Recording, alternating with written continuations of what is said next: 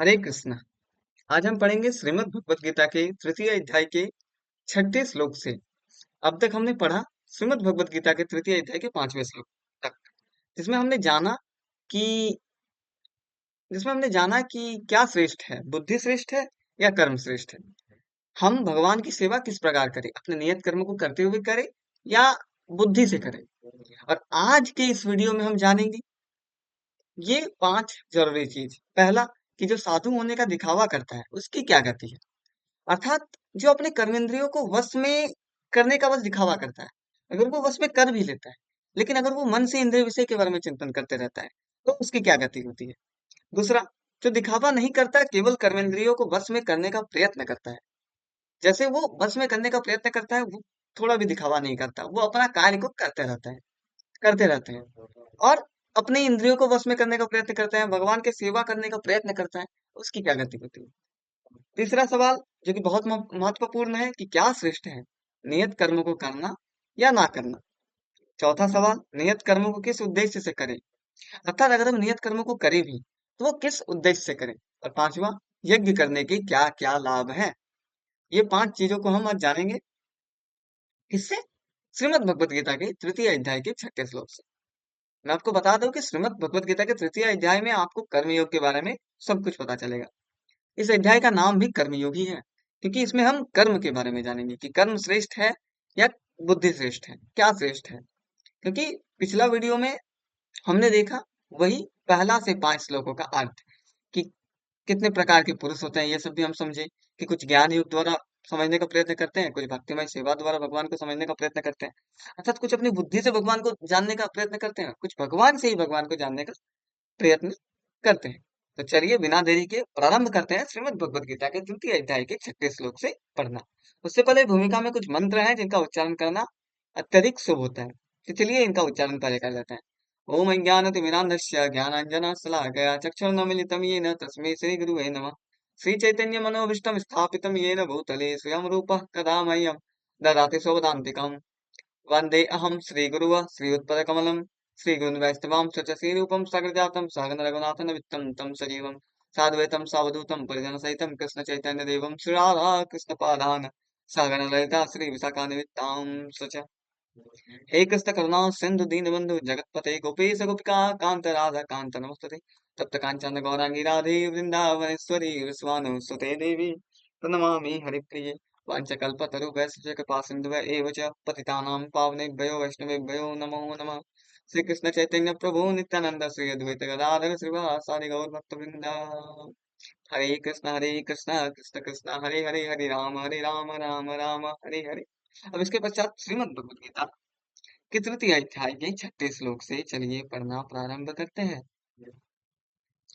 तो 6ठे श्लोक में श्री भगवान कहते हैं, कर्मेन्द्रियाणि संयमय य आस्ते मनसा स्मरन् इंद्रियार्थानि वमूढ़ात्मा मिथ्याचारः स उच्यते। इसका अर्थ है कि जो कर्मेंद्रियों को वश में तो करता है, किंतु जिसका मन इंद्रिय विषयों का चिंतन करता रहता है, वह निश्चित रूप से स्वयं को धोखा देता है और मिथ्याचारी कहलाता है। यहाँ श्री भगवान कहते हैं कि जो कर्मेंद्रियों को वश में कर लेते हैं, करते हैं, किंतु जिसका मन हर पल इंद्रिय विषयों का चिंतन करता रहता है। भगवान का कहने का उद्देश्य ये है कि बहुत सारे लोग ऐसे हैं जो कर्मेंद्रियों को वश में कर लेते हैं, कर्मेंद्रियों को वश में करने के पश्चात अपने मन को वश में नहीं करते हैं, अर्थात उसका मन इंद्रिय विषय की ओर ही रहता है। अर्थात वो दिखावा करता है कि वो सब कुछ वश में कर चुका है, लेकिन उसका कुछ भी वश में नहीं है। उसका मन इंद्रिय विषयों का चिंतन ही करता रहता है। वो अगर कुछ कर रहा है तो किसी उद्देश्य से करता है, किसी इंद्रिय विषय के उद्देश्य से कर रहा होता है। वो अपने इंद्रियों को तुष्टि देने के उद्देश्य से कर रहा होता है। वो भगवान की इंद्रियों को तुष्टि देने के उद्देश्य से नहीं कर रहा होता है, बल्कि खुद के कर्मेंद्रियों को तुष्टि देने के उद्देश्य से कर रहा होता है। तो भगवान कहते हैं कि वो स्वयं को भी धोखा देता है और मिथ्याचारी भी कहलाता है। क्योंकि आप अपने कर्मेंद्रियों को वश में करने का दिखावा तो कर रहे हैं, लेकिन आप एक्चुअल में, सच्चाई में वो कर नहीं रहे हैं। तो आप स्वयं को तो धोखा दे ही रहे हैं और साथ में आप इस दुनिया को भी धोखा दे रहे हैं, और आप मिथ्याचारी भी कहलाते हैं। ऐसा श्री भगवान कहते हैं, अर्थात भगवान कृष्ण कहते हैं। तात्पर्य में प्रभुपाद जी भी लिख करके समझाते हैं कि श्लोक का असली उद्देश्य क्या है, श्लोक का अर्थ क्या है। क्योंकि क्या होता है कि कई बार श्रीमद् भगवत गीता के कुछ श्लोकों को हम गलत समझ बैठते हैं, जिसका अर्थ कुछ और होता है, भगवान कुछ और कह रहे हैं, लेकिन हम कुछ और इंटरप्रेट कर लेते हैं, हम कुछ और समझ लेते हैं, जिससे तिल का ताल बन जाता है और हम कुछ भी सोच लेते हैं अपने मन में। लेकिन भगवान सब कुछ जानते हुए हमें श्रीमद् भगवत गीता को ऐसे भक्तों के द्वारा प्रचार करवाते हैं ताकि वो उसे गलत ना समझाए। आजकल बहुत सारे ऐसे भी भक्त या फिर ऐसे भी लोग हैं जो भगवत गीता का विश्लेषण कर रहे हैं लेकिन उनको उतना ज्ञान नहीं है, या फिर अगर भी ज्ञान है तो वो अपने से कुछ भी बोल दे रहे हैं। लेकिन हाँ, ऐसा नहीं करना है। मिस प्रभुपाद या फिर कोई भी जो भगवान के भक्त हैं, जो भगवान के सेवा किए हैं, जो भगवान के पथ से आए हैं, उनको जो भगवान की सेवा करते हैं, जो भगवान तक पहुंचने का प्रयत्न कर रहे हैं, अगर हम उनसे सीखते हैं तो हम ज्यादा समझ पाएंगे। अब आगे तात्पर्य में भगवान जी लिखते हैं कि ऐसे अधिक मिथ्याचारी व्यक्ति हैं जो कृष्ण भावना अमृत में कार्य तो नहीं करते किंतु ध्यान का दिखावा करते हैं, जबकि वास्तव में वे मन में इंद्रिय भोग का चिंतन करते रहते हैं। तो ऐसे कई सारे लोग होंगे जो मन में इंद्रिय भोग का चिंतन करते रहेंगे और कृष्ण भावना अमृत का दिखावा करेंगे, उसमें काम नहीं करेंगे, किंतु ध्यान का दिखावा करेंगे कि हम ऐसे हैं, हम वैसे हैं, हम भगवान के बहुत बड़े भक्त हैं, जो भी हो। तो उनसे हमें बचना चाहिए। ऐसे लोग अपने अबोध शिष्यों को बहकाने के लिए शुष्क दर्शन के विषय में व्याख्यान दे सकते हैं और वे अपने शिष्यों को बहका भी सकते हैं, किंतु इस श्लोक के अनुसार वे सबसे बड़े धूर्त हैं। तो जो ऐसा कर रहे हैं वो सबसे बड़े मूर्ख हैं, सबसे बड़े धूर्त हैं। इंद्र सुख के लिए किसी भी आश्रम में रहकर कर्म किया जा सकता है, किंतु यदि उस विशिष्ट पक्ष का उपयोग विधि विधानों के पालन में लिया जाए तो व्यक्ति क्रमशः आत्मशुद्धि हो सकती है। इसका अर्थ ये है कि अगर आपको इंद्रिय सुख ही चाहिए तो आप किसी भी आश्रम में रह करके कर्म कर सकते हैं, तो फिर आपको वैराग्य आश्रम में जाने का कोई आवश्यकता नहीं है। अर्थात वो जो वानप्रस्थ आश्रम होता है, अर्थात वो जो गृहस्थ आश्रम को त्याग देना होता है, विरक्त आश्रम होता है, अगर आप उसमें चल जाते हैं तो फिर आप दिखावा नहीं कर सकते। अर्थात अगर आप उस चीज में चले गए फिर आप अगर दिखावा कर रहे हैं, आपका मन अगर इंद्र विषय के बारे में सोच रहा है, तो ये सर्वदा गलत है। लेकिन आप अगर अभी गृहस्थ में है तो अगर मन आ रहा है तो इसके बारे में हम अगले श्लोक में जानेंगे। अगले श्लोक में ही इसी का उत्तर है कि अगर गृहस्थ आश्रम में किसी के मन में विचार आता है तो फिर वह मतलब कि उसकी गति क्या है ये भी हम जानेंगे। लेकिन उससे पहले ये जानते हैं कि जो लोग कृष्ण भावनामृत का दिखावा करना प्रारंभ कर चुके हैं लेकिन वो कर नहीं रहे हैं मन से, बस वो दिखावा कर रहे हैं। इसका अर्थ ये नहीं है कि जो व्यक्ति प्रारंभिक अवस्था में है वो कृष्ण भावनामृत का पथ का अनुसरण कर रहे हैं और उनके मन में बहुत बार दूसरे दूसरे विचार आते हैं, तो वो नहीं है। ये भगवान उनको नहीं कहते हैं, भगवान उनको कहते हैं जो केवल दिखावा करते हैं भक्ति का। जो करते नहीं है केवल दिखावा करते हैं, भगवान उनको कहते हैं कि वो सबसे बड़े धूर्त हैं। जो मन में इंद्रिय विषय का हर पल चिंतन करते रहते हैं और भक्ति का दिखावा करते हैं, भक्ति से पैसा कमाते हैं या फिर जो भी अपने इंद्रिय विषय को तुष्ट करने का प्रयत्न करते हैं, तो हमें उनसे बचना चाहिए। आगे प्रभुपाद जी लिखते हैं, किंतु जो अपने को योगी बताते हुए इंद्र तृप्ति के विषय की खोज में लगा रहता है वो सबसे बड़ा धूर्त है। देखिए कौन सबसे बड़ा धूर्त है? जो स्वयं को बताता है कि मैं बहुत बड़ा योगी हूँ और वो इंद्र विषयों की खोज में लगा रहता है, वो इंद्रियों को विषयों को संतुष्ट करने में पड़ा हुआ रहता है, वह सबसे बड़ा धूर्त है। वह नहीं जो बताता ही नहीं है, जो हमेशा बताता है कि मैं सबसे बड़ा कामी हूँ, मैं सबसे बड़ा पापी हूँ, मैं भगवान की भक्ति नहीं कर पाता, लेकिन वो प्रयत्न करता है कि वो थोड़ी थोड़ी करके भगवान की भक्ति करे, वह धूर्त नहीं है। धूर्त वो है जो खुद को योगी बताते हुए इंद्र विषयों का चिंतन करते रहता है। तो भले ही वो कभी कभी दर्शन का उपदेश क्यों ना दे, उसका ज्ञान व्यर्थ है, क्योंकि ऐसे पापी पुरुष के ज्ञान के सार फल भगवान माया द्वारा हर लिए जाते हैं। अब अगर कोई दिखावा भी कर रहा है तो भी वो भगवान की बातें तो करेंगे ही, वो उपदेश तो देंगे ही, लेकिन वो जो ज्ञान होता है वो व्यर्थ होता है, क्योंकि ऐसा ज्ञान भगवान के माया द्वारा हर लिए जाता है। ऐसे धूर्त का चित्त सदैव अशुद्ध रहता है, अतएव उसे योगिक ध्यान का कोई अर्थ नहीं हो। तो ऐसे धूर्त का चित्त सदैव क्या होता है? अशुद्ध रहता है। इसीलिए उसको इन सब के बारे में थोड़ा भी पता नहीं रहता, इन सब के बारे में थोड़ा भी पता नहीं रहता, जो उसके मन में आता है वो बोल देता है और वो सोचता है कि वो हमेशा सही ही करता है, लेकिन वो सबसे बड़ा धूर्त है, ऐसा स्वयं भगवान कहते हैं। आगे 7वें श्लोक में श्री भगवान कहते हैं कि यास्ति व इंद्रियाणि मनसा नियमयारभते अर्जुन कर्मेन्द्रियः कर्मयोगमसक्तः स विशिष्यते। इसका अर्थ है कि दूसरी ओर यदि कोई निष्ठावान व्यक्ति अपने मन के द्वारा कर्मेंद्रियों को वश में करने का प्रयत्न करता है और बिना किसी आसक्ति के कर्म योग कृष्ण भावनामृत में प्रारंभ करता है तो वो अति उत्कृष्ट है। देखिए हम जिस चीज का बात कर रहे थे अभी थोड़ा देर पहले, कि यदि कोई अपने कर्मेंद्रियों को वश में करने का प्रयत्न करता है, अर्थात वो कृष्ण भावनामृत के प्रारंभिक अवस्था में है, वो बस प्रारंभ कर रहा है, वो भक्ति करने का प्रारंभ कर रहा है, वो भक्ति करने का चेष्टा कर रहा है, तो ऐसी अवस्था में वह अपने कर्म योग में लगा हुआ रहता है बिना किसी आसक्ति के। अर्थात वो अपने कर्मों को भी करते रहता है बिना किसी आसक्ति से, अर्थात उसको कर्म से आसक्ति नहीं होती है, लेकिन वो अपने कर्मों को करता है भगवान का कर्तव्य को समझकर। ये हम आगे जानेंगे, आगे श्लोक में, इसके अगले श्लोक में हम ये जानेंगे कि मनुष्य को क्या करना चाहिए, अपने नियत कर्मों को करना चाहिए या नहीं करना चाहिए। लेकिन अभी ये जानते हैं कि जो व्यक्ति अपने कर्मेंद्रियों को वश में करने का प्रयत्न करता है और बिना किसी आसक्ति के कर्म योग प्रारंभ करता है, वह अति उत्कृष्ट है। ऐसा कौन कहते हैं? श्री भगवान। अर्थात वह अति उत्कृष्ट है जो अपने कर्मेंद्रियों को वश में कर लेता है और बस दिखावा करता है मन का, जैसे पिछले श्लोक में जो हमने पढ़ा कि दिखावा करता है, लेकिन मन से वो इंद्र विषय का चिंतन करते रहता है, वो बहुत बड़ा धूर्त है। लेकिन जो कर्मेंद्रियों को वश में करने का प्रयत्न करता है और दिखावा बिल्कुल भी नहीं करता, अपने कर्तव्य को करते रहता है, अपने कर्म योग में प्रवृत्त होता है, वह उत्कृष्ट है, वह उससे बहुत आगे है। आगे प्रभुपाद जी हमें समझाते हैं कि लंपट जीवन और इंद्र सुख के लिए छद्म योगी को मिथ्या विष धारण करने की अपेक्षा अपने कर्म में लगे रहकर जीवन लक्ष्य को, जो भवबंधन से मुक्त होकर भगवत धाम को जाना है, प्राप्त करने के लिए कर्म करना श्रेयस्कर है। अर्थात कि ऐसा जीवन जीने से कई गुना अच्छा है कि हम अपने कर्म में लगे रहें और हम कोशिश करें कि हम भगवत धाम तक पहुंच पाए। मतलब इंद्र सुख के लिए जो लंपट जीवन है कि हम भक्ति कर रहे हैं, इन चीजों का दिखावा करने से कई गुना अच्छा है कि हम अपने कर्म को करें और श्री भगवान तक पहुंचने का प्रयत्न करते रहें। ये इससे श्रेयस्कर है। प्रमुख स्वार्थ गति तो विष्णु के पास जाना है। प्रमुख स्वार्थ क्या है? कि श्री भगवान के पास पहुंचना। संपूर्ण वर्णाश्रम धर्म का उद्देश्य इसी जीवन के लक्ष्य की प्राप्ति है। तो जो संपूर्ण वर्णाश्रम धर्म है, इसका उद्देश्य यही है कि आप जीवन लक्ष्य तक पहुंच पाए। जीवन लक्ष्य क्या है? जीवन लक्ष्य है कि भगवान कृष्ण तक पहुंचना, भगवत धाम तक पहुंचना। एक गृहस्थ भी एक गृहस्थ भी कृष्ण भावनामृत में नियमित सेवा करके लक्ष्य तक पहुंच सकता है।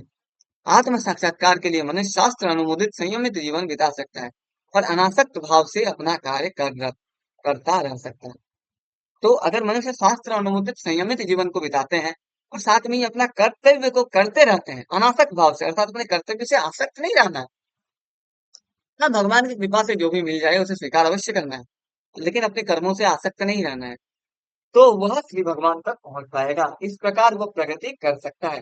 जो निष्ठावान व्यक्ति इस विधि का पालन करता है वो उस पाखंडी धूर्त से कहीं श्रेष्ठ है। और जो अबोध जनता को ठगने के लिए दिखावती आध्यात्मिकता का जामा धारण करता है, जीविका के लिए ध्यान धरने वाले प्रवचन ध्यानी की अपेक्षा सड़क पर झाड़ू लगाने वाला निष्ठावान व्यक्ति कहीं अच्छा है। यहाँ पर प्रभुपाद जी ये कहते हैं कि जो अपने जीविका के लिए भक्ति का दिखावा कर रहे हैं, उनसे कई गुना अच्छा वो है जो सड़क पर झाड़ू लगा रहा है, अर्थात अपने नियत कर्मों को कर रहा है।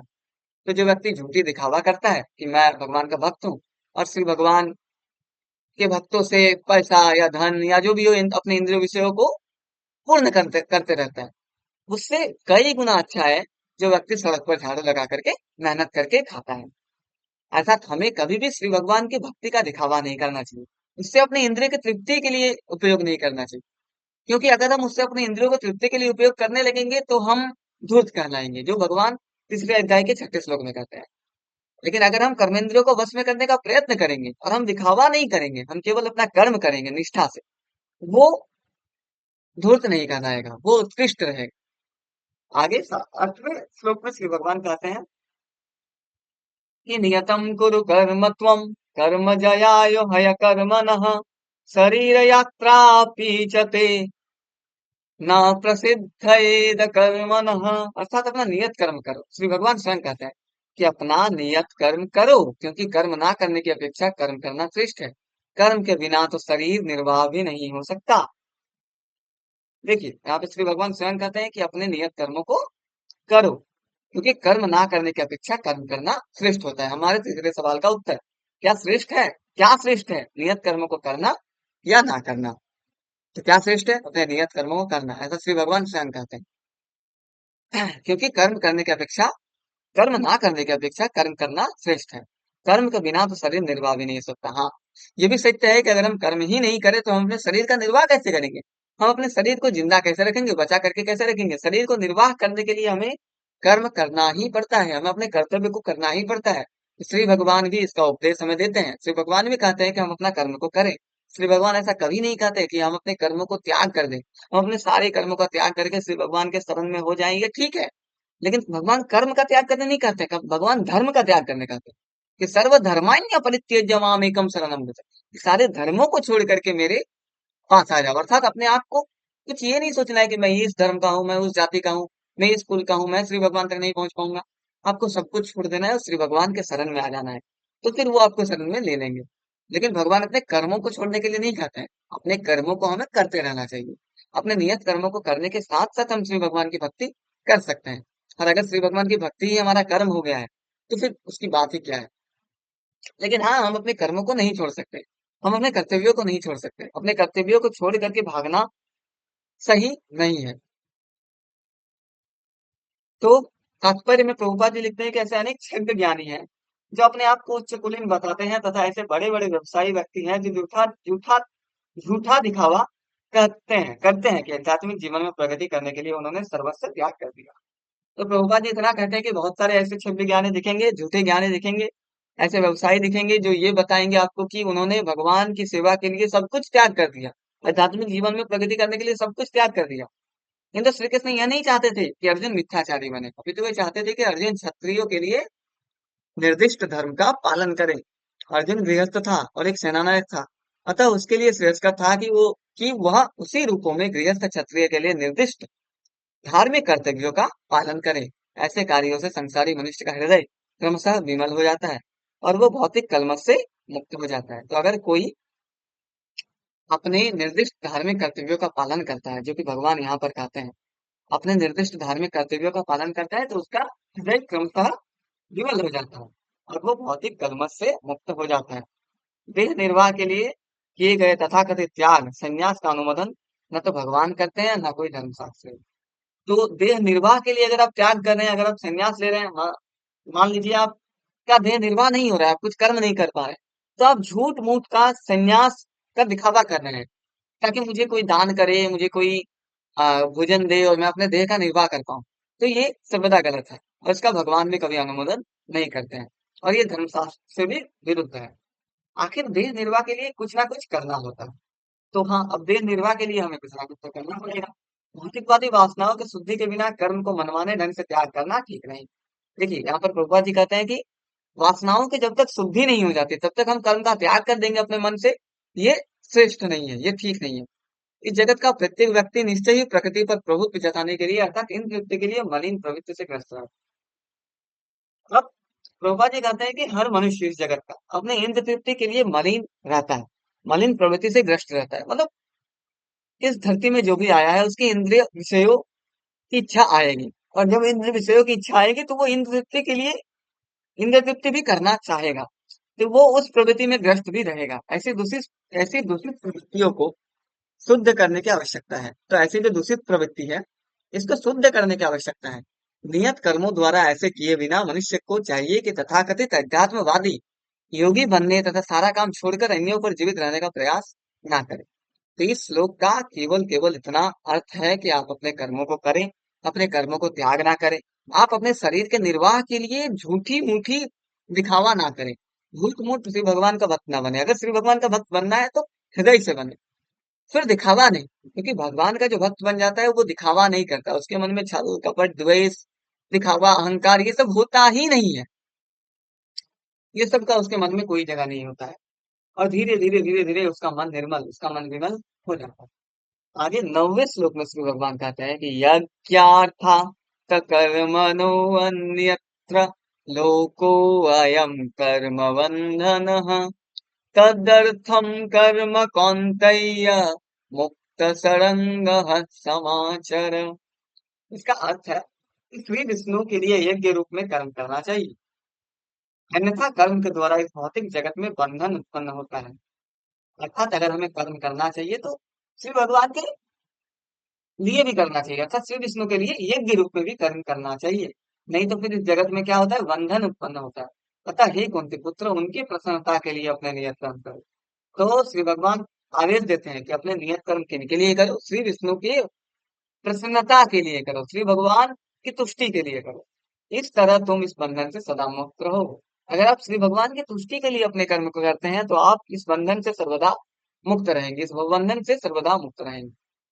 तो भगवान की तुष्टि के लिए कर्म करने का उद्देश्य यही है कि हम अपने कर्मों को करें और उस कर्मों के फल जो होते हैं, उस फलों को सबसे पहले श्री भगवान को अर्पित करें। उसके पश्चात अपने माता पिता, अपने गुरु, इन सबको भी उस फलों को अर्पित करें, क्योंकि अपने माता पिता गुरु ये सब हमें श्री भगवान की कृपा से ही मिली है, और अपने माता पिता और गुरु की सेवा करना भी हमारा कर्तव्य है।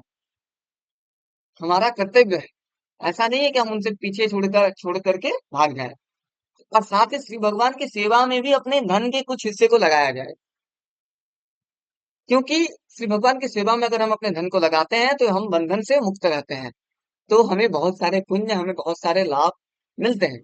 और हम अपने धन से आसक्त भी ना रहें कि हमारे पास इतना धन है, उस धन से हम आसक्त हैं, उस धन के बारे में हम चिंतन कर रहे हैं, ये भी सही नहीं है। हमें श्री भगवान का चिंतन करते रहना चाहिए, हमें धन का या कोई भी इंद्रिय विषयों का चिंतन नहीं करना चाहिए। हाँ, कभी कभी चिंतन अपने आप आ जाता है, लेकिन हम भगवान के नाम से, भगवान के भजन से उसे भी दूर कर सकते हैं। तात्पर्य में प्रभुपाद जी कहते हैं कि चूंकि मनुष्य को शरीर निर्वाह के लिए कर्म करना होता है, अतः विशिष्ट सामाजिक स्थिति तथा गुण को ध्यान में रखकर नियत कर्म इस तरह बनाए गए हैं कि इस उद्देश्य की पूर्ति हो सके। तो हमारे जो नियत कर्म है वही इस तरह बनाए गए हैं कि हमें अपने शरीर का निर्वाह भी कर पाए और श्री भगवान तक भी पहुंच पाए। यज्ञ का अर्थ भगवान विष्णु है। देखिए यहाँ पर प्रभुपाद जी कहते हैं कि यज्ञ का अर्थ ही है भगवान विष्णु। एक सेकंड, क्या कहते हैं श्री भगवान कि प्रभुपाद जी के यज्ञ का अर्थ ही है भगवान विष्णु। सारे यज्ञ भगवान विष्णु के प्रसन्नता के लिए। ये जो सारे यज्ञ हैं ये श्री भगवान की प्रसन्नता के लिए ही है। वेदों का आदेश है यज्ञो वे विष्णु, और ये वेदों का भी आदेश है कि आप विष्णु के लिए ही यज्ञ करें। चाहे कोई निर्दिष्ट यज्ञ, दूसरे शब्दों में चाहे कोई निर्दिष्ट यज्ञ संपन्न करने करे या प्रत्यक्ष रूप में भगवान विष्णु की सेवा करे, तो दोनों से एक ही प्रयोजन सिद्ध होता है। अतः जैसा कि श्लोक में संस्तुत किया गया है, कृष्ण भावना अमृत यज्ञ ही है। तो इस श्लोक के अनुसार कृष्ण भावना अमृत जो है वो भी यज्ञ ही है। वर्णाश्रम धर्म का भी उद्देश्य भगवान विष्णु को प्रसन्न करना ही है। तो वर्णाश्रम धर्म का उद्देश्य भी क्या है? श्री भगवान विष्णु को प्रसन्न करना। वर्णाश्रमाचारवता पुरुषेन परः पुमान् विष्णुरुराध्यते। ये विष्णु पुराण में लिखा गया है कि अगर आप वर्णाश्रम धर्म में हैं तो इसका भी उद्देश्य है कि श्री भगवान विष्णु को प्रसन्न करना। यज्ञ का भी उद्देश्य क्या है? श्री भगवान को प्रसन्न करना। हमारे नियत कर्म का भी उद्देश्य क्या होना चाहिए? श्री भगवान के उद्देश्य, श्री भगवान को प्रसन्न करना, श्री भगवान को तुष्ट करना। देखिए हमारे चतुर्थ सवाल का कि नियत नियत कर्मों का उद्देश्य क्या होना चाहिए? नियत कर्म का उद्देश्य यही होना चाहिए कि हम श्री भगवान को प्रसन्न रख पाए, श्री भगवान की सेवा हमेशा कर पाए। अगर हम अपने नियत कर्मों को भी करें तो उससे जो धन, उससे जो फल प्राप्त हो, उस फल से हम श्री भगवान को थोड़ा सा दे पाए, श्री भगवान की थोड़ी सी सेवा कर पाए। अगर हम अपने माता पिता, अपने गुरु का भी सेवा करते हैं तो भी हम श्री भगवान की ही सेवा करते हैं, क्योंकि भगवान स्वयं कहते हैं कि मैं सब में निवास करता हूँ। तो ये भी उचित है कि हम उनका भी सेवा करें। अब इसके पश्चात प्रभुपाद जी लिखते हैं कि अतः भगवान विष्णु की प्रसन्नता के लिए कर्म करना चाहिए। इस जगत में किया जाने वाला अन्य कोई कर्म बंधन का कारण होगा, क्योंकि अच्छे तथा बुरे कर्मों के फल होते हैं और कोई भी फल कर्म करने वाले को बांध लेता है। अतः कृष्ण विष्णु को प्रसन्न करने के लिए कृष्ण भावना भवित। कृष्ण यहाँ ब्रैकेट में प्रभुपाद जी विष्णु लिखते हैं, अर्थात कृष्ण और विष्णु एक ही हैं, और ये हम सबको पता भी है कि कृष्ण विष्णु को प्रसन्न करने के लिए कृष्ण भावना भवित होना होगा। और जब कोई ऐसा कर्म करता है तो वह मुक्त दशा को प्राप्त करता है।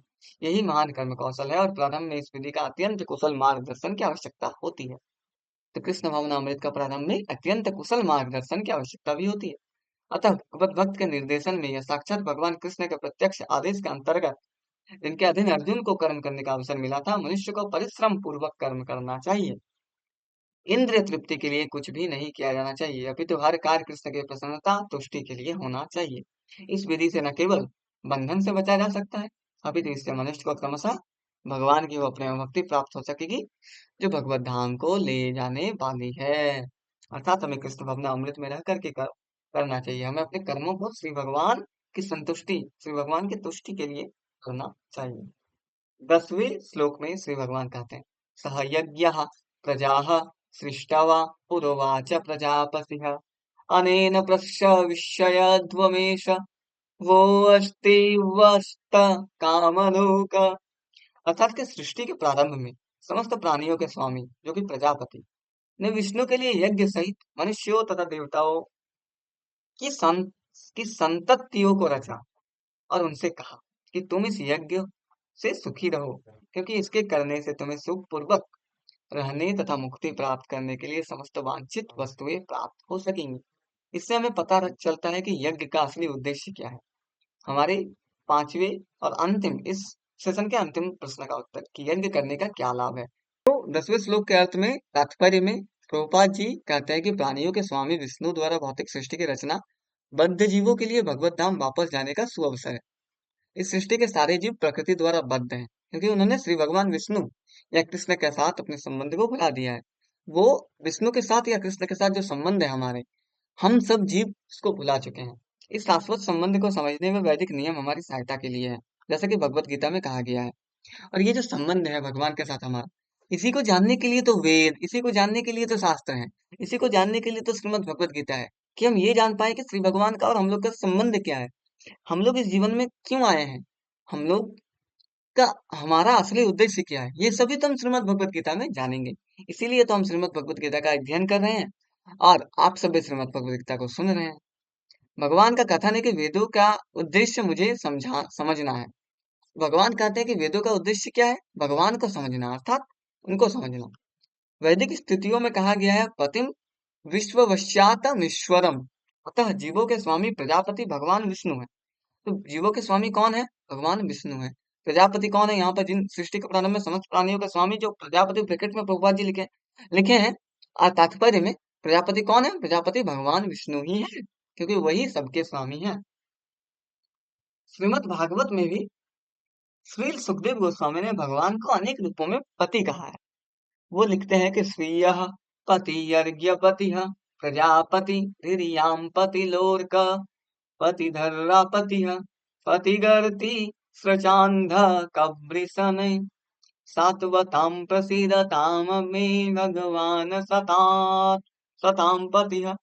अर्थात कि प्रजापति तो भगवान विष्णु है और वे समस्त प्राणियों के, समस्त लोकों के तथा सुंदरता के स्वामी पति है और हर एक के त्राता है। भगवान ने इस भौतिक जगत को इसलिए रचा कि बद्धजीव यह सीख सके कि वे विष्णु को प्रसन्न करने के लिए किस प्रकार यज्ञ कर सकते हैं, करे, जिससे वो इस जगत में चिंता रहित होकर सुख पूर्वक रह सके तथा इस भौतिक देह का अंत होने पर भगवत धाम को जा सके। बद्ध जीव के लिए ही संपूर्ण कार्यक्रम है। तो ये जो संपूर्ण कार्यक्रम है, ये जो सृष्टि की रचना है, ये सब हम ही लोगों के लिए है, बद्ध जीवों के लिए ही है, ताकि हम श्री भगवान तक पहुंच पाए, हम ये जान सके कि श्री भगवान आखिरकार है कौन, श्री भगवान हमारे लिए कितने महत्वपूर्ण है, हम ये सब जान पाए। यज्ञ करने से बद्धजीव क्रमशः कृष्ण भाव में भवित होते हैं और सभी प्रकार से देवतुल्य बनते हैं। अब यज्ञ करने से जो मनुष्य होते हैं वो कृष्ण भाव में भवित होते हैं। लेकिन कलयुग में वैदिक शास्त्रों से संकीर्तन यज्ञ, भगवान के नामों का कीर्तन का विधान किया है, क्योंकि कलयुग में यज्ञ करना इतना सरल नहीं है। हम आप जब भी मन हो यज्ञ नहीं कर सकते। तो कलयुग में सबसे सरल क्या है, संकीर्तन यज्ञ, अर्थात भगवान के नामों का कीर्तन, जैसे कि हरे कृष्ण कृष्ण कृष्ण हरे हरे, हरे राम राम राम हरे हरे, इस नाम का अगर आप कीर्तन कर पाते हैं तो यही हो जाता है यज्ञ। और इस दिव्य विधि का प्रवर्तन चैतन्य महाप्रभु द्वारा इस युग के समस्त लोगों को उद्धार के लिए किया गया। और इस चीज का प्रचार कौन करते हैं, चैतन्य महाप्रभु करते हैं। संकीर्तन यज्ञ तथा कृष्ण भवनामृत में अच्छा तालमेल है। श्रीमद् भागवत में संकीर्तन यज्ञ के विशेष प्रसंग में भगवान कृष्ण का अपने भक्त रूप चैतन्य महाप्रभु रूप में निम्न प्रकार से उल्लेख हुआ है। तो श्रीमद् भागवत में संकीर्तन यज्ञ का किस प्रकार उल्लेख हुआ है वो देखते हैं। कृष्ण वर्णम क्वीसा कृष्णम सांगोपांगास्त्रपासदम यज्ञ संकीर्तन प्रायये यरजन्ति हिम सुमधेशः। अर्थात इस कलयुग में जो लोग पर्याप्त बुद्धिमान हैं, वो भगवान की उनके पार्षदों सहित संकीर्तन यज्ञ द्वारा पूजा करेंगे। अर्थात कि जो भी इस कलयुग में थोड़ा सा भी बुद्धिमान है वो संकीर्तन यज्ञ द्वारा भगवान की पूजा करेंगे और उनके पार्षदों की भी पूजा करेंगे, अर्थात चैतन्य महाप्रभु या फिर जो गदाधर है, श्रीवास आदि गौर भक्त वृंद है, उन सब की भी पूजा करेंगे। कृष्ण भवनामृत में जो जो लगे हैं, जो भी संत हैं, जो भी वैष्णव है, उनकी भी पूजा करेंगे। किनसे पूजा करेंगे, संकीर्तन यज्ञ के द्वारा पूजा करेंगे, अर्थात संकीर्तन के द्वारा करेंगे। तो वेदों में वर्णित अन्य यज्ञों को इस कलयुग में कर पाना सहज नहीं, किंतु संकीर्तन यज्ञ सुगम है और सभी दृष्टि से अलौकिक है, जैसा कि भगवत गीता में भी संस्तुति की गई है। भगवत गीता के 9वें अध्याय में हम इसके बारे में भी जानेंगे कि संकीर्तन यज्ञ का क्या महत्व है। संकीर्तन यज्ञ से हम श्री भगवान तक अंततः पहुंच जाते हैं। तो आज के इस वीडियो में हमने देखा कि जो साधु होने का दिखावा करता है, उसका क्या गति होता है। जो दिखावा नहीं करता, कर्मेंद्रियों को वश में करने का प्रयत्न करता है, उसका गति क्या होता है। जो मतलब क्या श्रेष्ठ है, नियत कर्म को करना या ना करना। चौथा, नियत कर्म को किस उद्देश्य से करें। और पांचवा, यज्ञ करने के लाभ क्या क्या हैं। तो आज के सेशन में बस इतना ही। फिर मिलेंगे एक और नए सेशन, एक और नए उत्साह, एक और नई उमंग के साथ। तब तक के लिए हंसते रहें, मुस्कुराते रहें और बने रहें भास्कर क्लास टॉक्स चैनल के साथ। और भगवान श्री कृष्ण का नाम सर्वदा लेते रहें। हरे कृष्णा।